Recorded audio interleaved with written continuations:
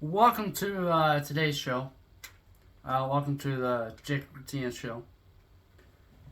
Today, like I said in the past, I said I was gonna do stuff that is from the past, 1970s, 1980s.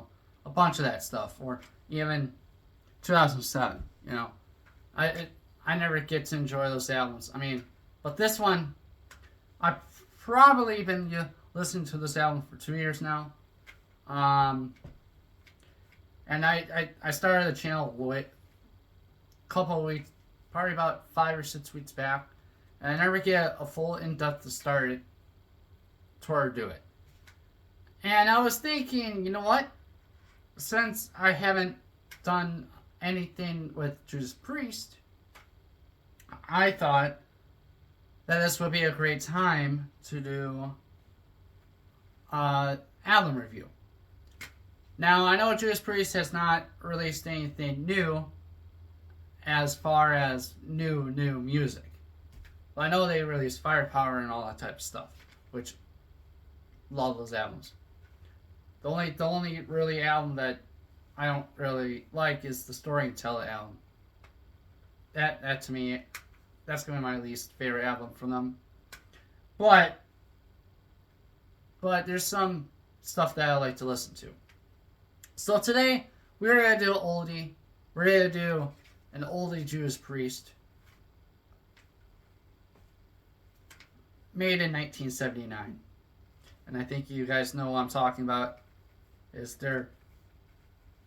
know there's two albums from 1979: the Unleashed in the East and Stained Glass, but and I just mentioned it there. So let's get on to it, and it's Stained Glass.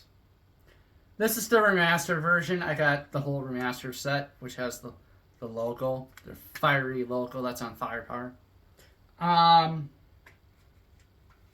If you want to start out with the good Judas Priest record, if you want to start out oldies, back when Sin After Sin and all that type of stuff, rock and roll, Sailwind's Destiny and all that type of stuff. If you want to start around there, I would highly suggest Stained Glass or Unleashed in the East. I know Unleashed in the East is the live record, but again, I got the remaster version, so I got a little bit more music with the remaster version than the original, and plus this one's produced a little bit better. But I want to get to a place where I can get the original versions and the remastered versions, because I just wanted to get the logo on the side of the CD. But sorry about that. But after all say about that, I know I've been listening to this album for 2 years now, and I listened to it fully many times. All I gotta say, I'm not to do an album ranking because I've listened to all of them, but I'm not to do it right now because I need to grab 2 more CDs that's from Tim Ripper Owens era that I just need. So I'm not to do too much talking about it. But this record, don't matter how many times I listen to it, I can listen to it fully. You got Cider! You got Cider, White Heat, Red Hot, Better by You, Better Than Me, Stained Glass, Invader, Saints in Hell, Savage, Behind the Realms of Death, and Hero's End. I also got the remaster version, like I was saying before, because of the side, and the remaster version comes with Fire Burns Below, which is not on the original record. Better by You, Better Than Me Live, which is not on the original record. So I'm going to take those two consider out of the situation. Fire Burns Below, it's just like a remix. I'm not to get into it, but it's just, man, those 9 tracks. Oh my god, dude, you gotta listen to this. If you guys are a Judas Priest fan that loves the 80s, loves the 90s, and loves the 2000s, and loves that all the way up all the way up to above that. But if you haven't listened to the 1970s records, hold on, let me grab them for a second. On the dot here.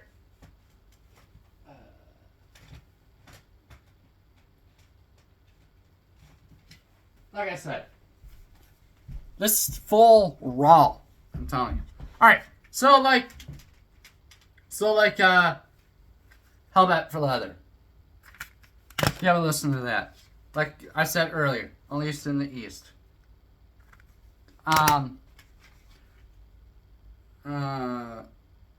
Also, this one.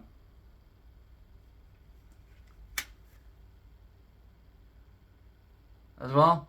Sanderson. Awesome. Also, this one. Sally's Destiny at Insert. This is the remaster version. But they don't have the logo on the side. And then this is the remaster version, which I like the better cover on this one, honestly, for Rock'n'Rolla. Out of all those, I would say, other than Stained Glass, because obviously I'm not digging in too much of it, but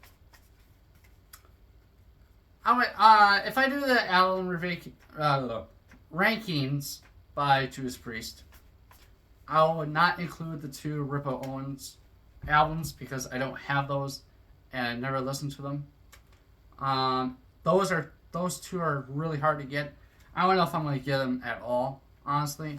Even though I honestly swear to God, Tim Ripper Owens, to me, he could nail it. It's just a time where that was part of the time where Tim Ripper Owens wanted to do new things. He wanted to do his solo band. He didn't want to be with Judas Priest. He didn't want to be with Iced Earth. He didn't want to be... It was like that. For him, it was hard to understand. He wanted to go to his own path. And that's why Tim Ripper Owens had feud with them. And I don't know if they had a feud. Probably not, because the KK Downing with KK's Priest, which I'm not going to do an album review on it. There's already many album reviews, and all of them are about what I'm going to say about that.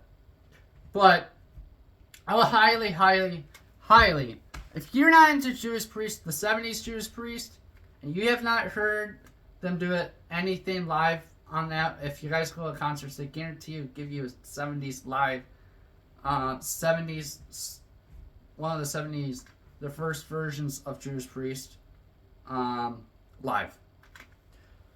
I call this the first era of Judas Priest. You know why? The 80s were all about hard rock and all that type of stuff, classic songs. But to me, after even listening to, you know what? After this video, I'm not to say anything. I'm gonna do a Judas Priest ranking albums because I want to explain all that kind of stuff. But I'm not gonna go into it right now. Or today. I might release it tomorrow, or I don't know. But explaining from this album, I'm not gonna give you the cover art in the middle because obviously you guys are gonna check it out once you get it. I don't have time. Love it to death.